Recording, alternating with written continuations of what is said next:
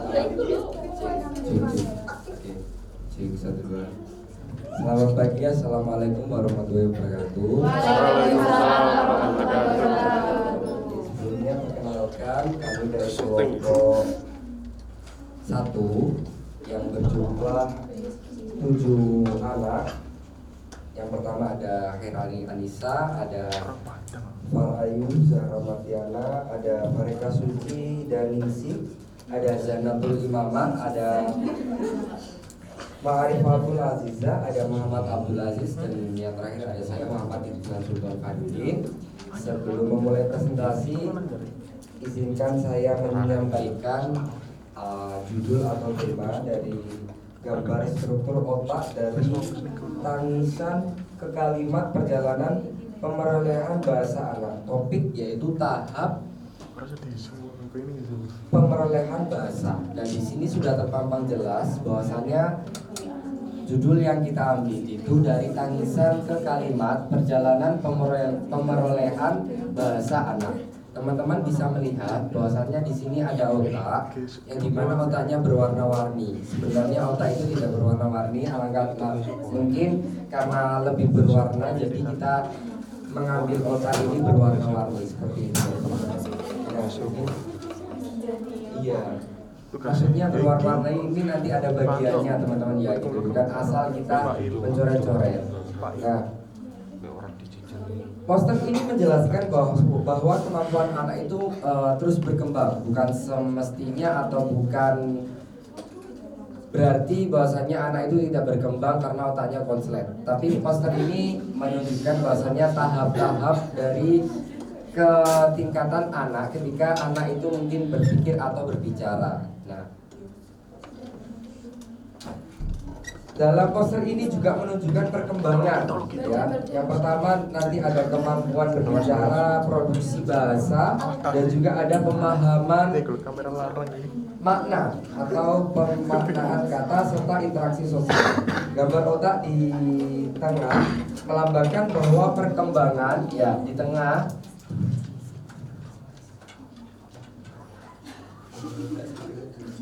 Oke, yang ini.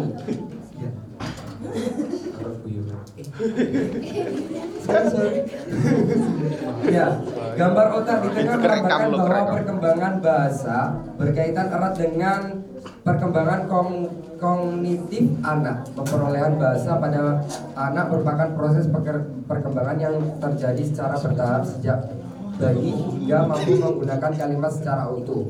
Proses ini tidak terjadi secara tiba-tiba, melainkan melalui beberapa tahap yang berkaitan dengan perkembangan kognitif secara sosial dan lingkungan anak. Nah, tahap 1 ini, tahap pertama ya teman-teman, tahap 0 sampai 2 bulan. Tangisan dan bunyi vegetatif.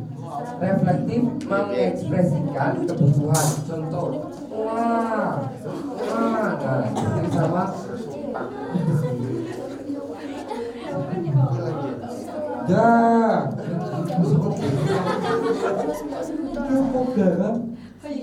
Iya.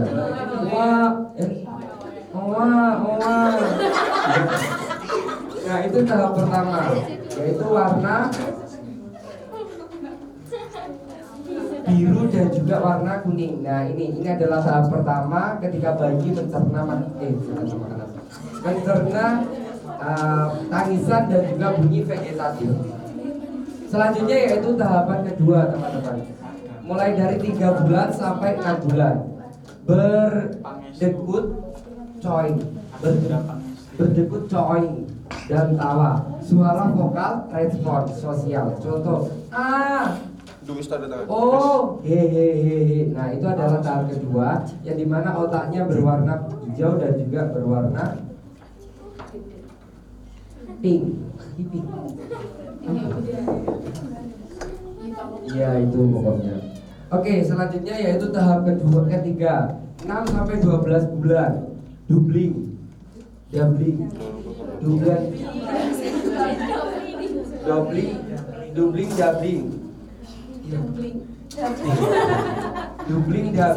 pengulangan suku kata, konsonan, vokal. Nah, contoh kayak ba. Nah, terus ma. sama da. Nah, seperti itu. Itu tahapan ketiga, yaitu di otak warna pink. Yang ini.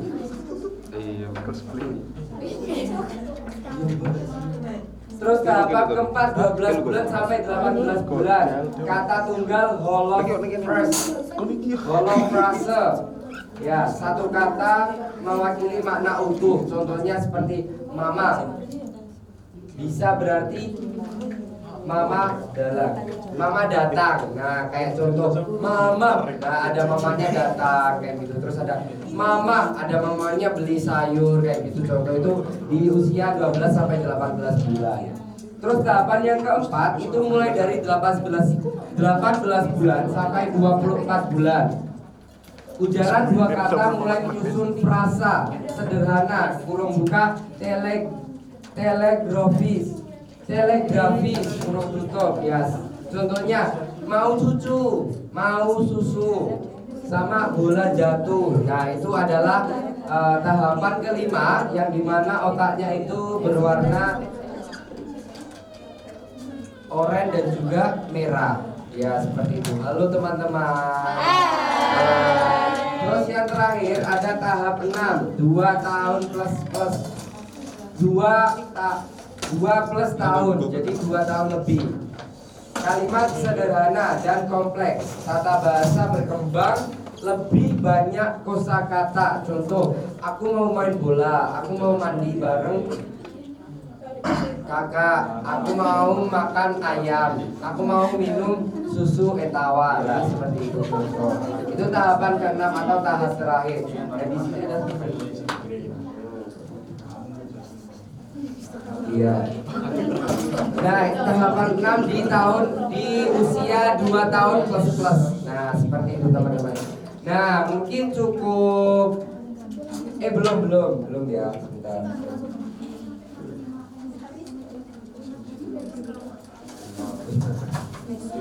Oke, cukup itu mungkin penjelasan dari kelompok 1. Kalau ada yang ditanyakan silakan, mumpung saya masih di depan. Tidak ada? Kalau tidak ada, saya bacakan kesimpulannya saja. Ya, cepat. Kesimpulan saya terus pertanyaan. Pemerahan bahasa anak merupakan proses yang bertahap dan keseimbangan dimulai sejak bayi hingga saat dewasa. Jadi saat anak bayi itu ngomong itu tidak sebenarnya langsung terocot dia ngomong mama itu enggak ya teman-teman. Jadi itu ada prosesnya, ada tahapnya seperti yang saya jelaskan tadi, mulai dari tahap 1 sampai tahap 6. Dan bahkan tahap 1 sampai tahap 6 pun itu setiap tahapnya ada usianya masing-masing. Jadi tidak semua bayi ketika bayi merocot itu langsung bilang susu itu nggak mungkin. Jadi ada tahapannya seperti itu. Jadi inti di sini yaitu proses perkembangan bayi ketika berbicara maupun menyerna makna-makna yang dia ungkapkan seperti itu.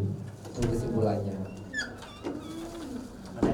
Adakah yang mau ditanyakan? Silakan bertanya karena waktu sampai di 7.45. Ya, masih ada 9 menit 8 menit lagi. Ya, masih ada 8 menit buat teman-teman yang mau bertanya. Atau mungkin teman-teman merasa kasihan karena saya sendiri ya. Sebenarnya saya berdua, berhubung teman saya yang agak-agak itu belum datang. Inisial aja. Iya, maksudnya agak ganteng. Iya.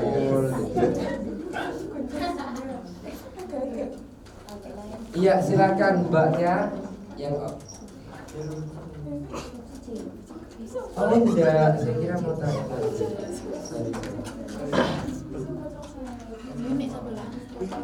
Sudah paham. Oke, sangat luar biasa. Mungkin saya cukupkan tentang kita semua. Ya.